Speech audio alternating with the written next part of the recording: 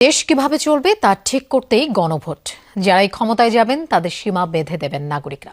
গণভোটে হ্যাঁ জয়যুক্ত হলে আগামী ৫০ বছরে শেখ হাসিনার ফ্যাসিস্ট তৈরি হবে না বলে মন্তব্য করেছেন প্রধান উপদেষ্টার বিশেষ সহকারী আলী রিয়াজ। দুপুরে আসন্ন জাতীয় সংসদ নির্বাচনে গণভোট বিষয়ে জনসচেতনতা সৃষ্টির লক্ষ্যে আলেম ওলামা ও ইসলামিক ফাউন্ডেশন আয়োজিত এক কর্মশালায় এসব কথা বলেন তিনি। ৫৪ বছর ধরে আদালত কার্যকারিতা হারিয়েছে, এ কারণেই গণভোটের প্রয়োজন দেখা দিয়েছে বলে মন্তব্য করেন আলী রিয়াজ।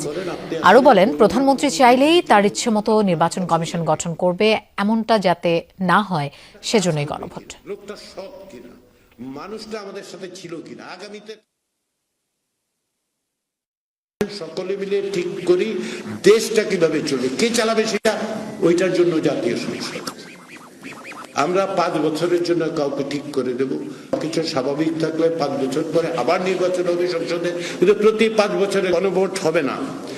গণভোটের কোনো প্রার্থী নাই। গণভোট হচ্ছে এমন এক নির্বাচন যেখানে আগামী দিনগুলোতে দেশ চালানোর পথ পদ্ধতিটা আপনি বলে দেবেন।